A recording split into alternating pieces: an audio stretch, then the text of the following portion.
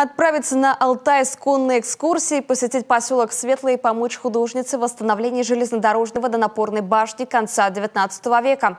А также просто оказаться в местах, которые удивят своей природной красотой. Уникальные возможности есть у участников проекта «Больше, чем путешествие». Как осуществляются мечты, сейчас расскажем подробнее. Граждане всей России участвуют в проекте «Больше, чем путешествие».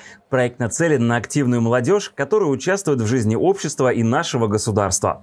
Программа «Больше, чем путешествие» доступна для участников платформ «Россия – страна возможностей» и «Другое дело», конкурсов «Твой ход» и «Большая перемена» Российского общества знания.